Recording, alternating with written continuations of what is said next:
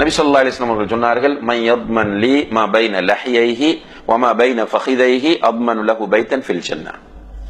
யார் ஒருவர் தன்னுடைய 2 தாடைகளுக்கும் இடையில் இருக்கிற நாவையும் 2 தொடைகளுக்கு இடையில் இருக்கிற மர்ம உறுப்பையும் பாதுகாப்பதாக எனக்கு உத்தரவாதம் வழங்குகிறாரோ அவருக்கு சுவர்க்கத்தில் ஒரு வீட்டை தருவதற்கு நான் உத்தரவாதம் என்று சொன்னார்கள்.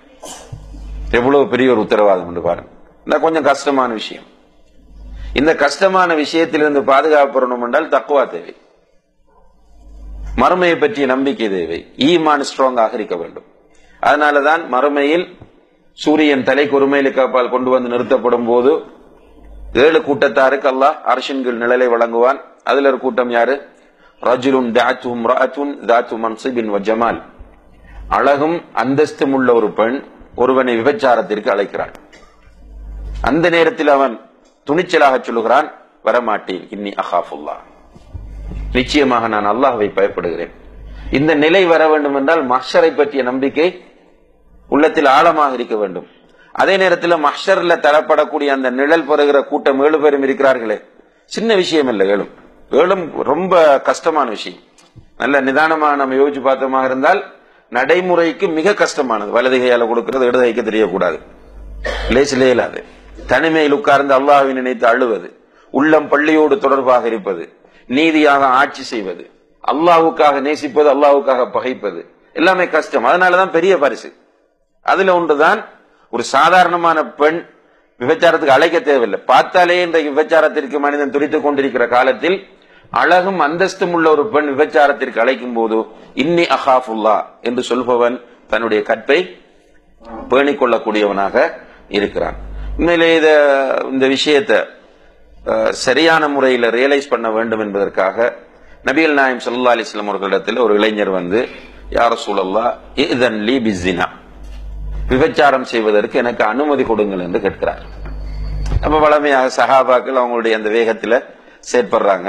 ஸல்லல்லாஹு அலைஹி வஸல்லம் விடுங்க அவர் என்று சொல்லிட்டு பக்கத்துல அழைத்து வைத்து கேட்கிறார்கள், உட்கார வைத்து, நீ விபச்சாரம் செய்ய அனுமதி கேட்கிறாய், உன்னுடைய தாயுடன் யாராவது விபச்சாரம் செய்வதை நீ விரும்புவாயா என்று கேட்டார்.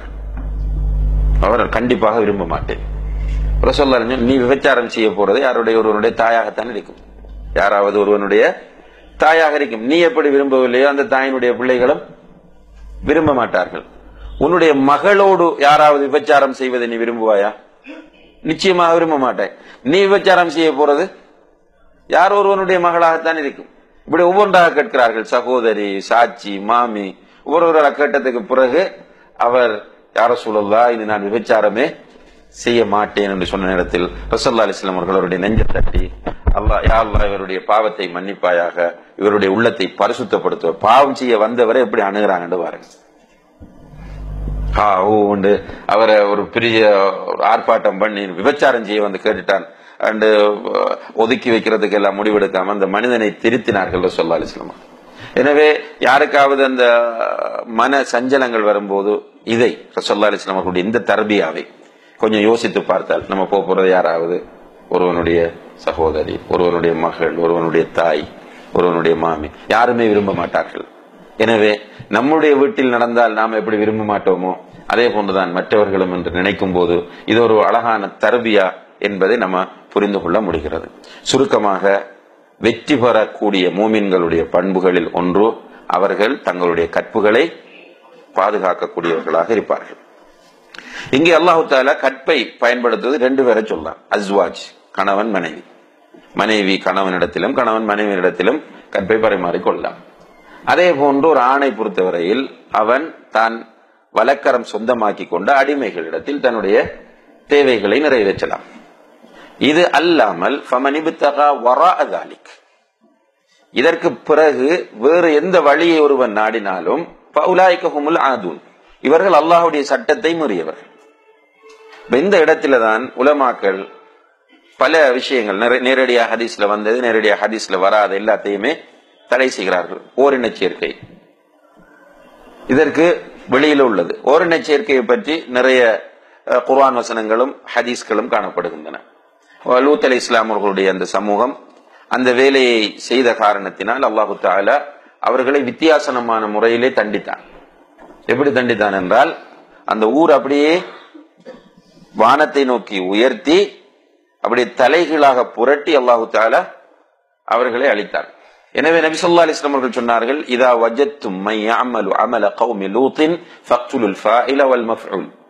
லூத் அலைஹிஸ்ஸலாம் அவர்களுடைய சமுதாயத்தின் செயல்களை நம்முடைய சமுதாயத்தில் யாராவது செய்தால் அவர்களை 2 பேரையும் கொல்லுங்கள், 2 பேரையும் கொலை செய்யுங்கள் என்று நபி ஸல்லல்லாஹு அலைஹி வஸல்லம் அவர்கள் சொல்கிறார். எப்படி கொலை செய்யுங்கள் என்று சொல்லல. இப்ப லூத் அலைஹிஸ்ஸலாம் அவர்களுடைய சமுதாயம் அழிக்கப்பட்ட முறையை வைத்து இப்னு அப்பாஸ் ரலியல்லாஹு அன்ஹுமா என்ன சொல்றாங்கன்னு கேட்டால், இவ்வாறான செயலில் ஈடுபடக்கூடியவர்களை உயரமான ஒரு இடத்திலே கொண்டு போய் வைத்து கீழே தள்ளிவிட வேண்டும், கீழே தள்ளி விட்டு கல்லால் எறிந்து கொள்ள வேண்டும் என்று சொல்கிறார். அல்லாஹ் அப்படித்தான் அவர்களை அழித்தான் என்ற அடிப்படை பாரதூரமான ஒரு விஷயம். இது இன்றைக்கு நிறைய நாடுகளில் இன்றைக்கு சட்டமாக ஆக்கப்பட்டு கொண்டு காலப்போக்கில் எல்லா இடமும் வரும். ஃபித்னா அப்படித்தான் வந்து கொண்டிருக்கு. நம்ம ஆரம்பத்தில் கேள்விப்படாத எத்தனையோ ஃபித்னாக்கள் இன்றைக்கு நம்முடைய சமுதாயத்தில் சிம்பிளாக ஆகிக் கொண்டு வருகிறது. இப்ப பெரும் பெரும் நாடுகளில் இது அனுமதி கொடுக்கப்படும் போது இது காலப்போக்கில் சாதாரணமான ஒரு விஷயமாக மாறிவிடும். மிக கவனமாக இருக்க வேண்டும். குறிப்பாக குழந்தை வளர்ப்பு விஷயத்தில் எல்லாம் இந்த அம்சங்களை சரியான முறையில் நம்ம பேண வேண்டிய தேவை இருக்கிறது. அடுத்ததாக நேரடியாக ஹதீஸில் சொல்லப்படாத ஒரு விஷயம் சுய இன்பம் காண்பது. இந்த சுய இன்பத்தை பொறுத்தவரையில் மார்க்கம் அனுமதித்திருப்பதாக ஒரு சிலர் தீர்ப்பு கொடுத்திருக்கிறார்கள்.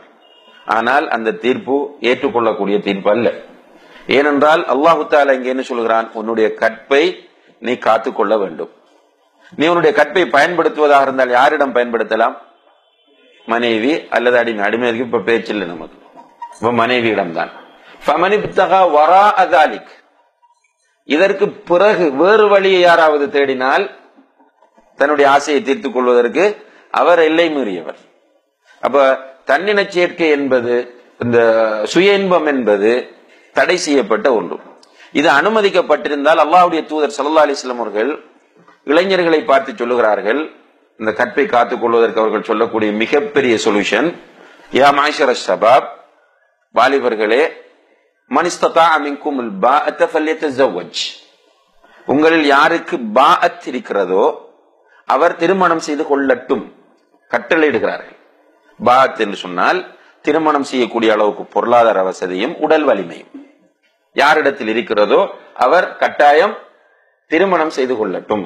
ஃபஇல்லம் யஸ்ததி, அவரால் திருமணம் செய்ய முடியவில்லை என்றால் சுய இன்பம் காணு என்று ஸல்லல்லாஹு அலைஹி வஸல்லம் சொல்லவில்லை. என்ன சொல்கிறார்கள்? ஃபஅலைஹி பிஸ்ஸௌம், அவர் நோன்பு நோக்கட்டும். ஃபஇன்னஹு லஹு விஜா, அது அவருக்கு கேடயமாக அமையும், அதாவது பாவத்திலிருந்து தடுக்கக்கூடிய வழியாக இருக்கும் என்று நபிகள் நாயகம் ஸல்லல்லாஹு அலைஹி வஸல்லம் அவர்கள் சொல்கிறார்கள். ஒரு சில அறிஞர்கள் என்ன சொல்றாங்க என்றால், ஒரே ஒரு கட்டத்தில் அனுமதிக்கிறார்கள். என்ன கட்டம் என்று கேட்டால், ஒரு மனிதன் ஜினா செய்வதற்கான எல்லா வாய்ப்புகளும் அவனுக்கு கிடைத்து அவனுடைய மனமும் அதை செய்வதற்கு தூண்டிக் கொண்டிருக்கும் போது அதிலிருந்து விடுபடுவதற்காக வேண்டி ஒருவன் சுய இன்பம் காண்பது 2 பாவங்களில் சிறியதை செய்வதாக ஆகும். அந்த கட்டத்தில் மாத்திரம் இவன் இதை செய்தால் இது சிறிய பாவமாக அமையும் என்று சொல்கிறார்கள். இது அல்லாமல் வேறு எந்த சந்தர்ப்பங்களிலும் இதற்கு மார்க்கத்தில் அனுமதி கிடையாது. அதை செய்கிறவர்களும் தங்களுடைய கற்புகளை இழந்தவர்களாகவே கருதப்படுவார்கள். அல்லாஹு தஆலா பாதுகாக்க வேண்டும்.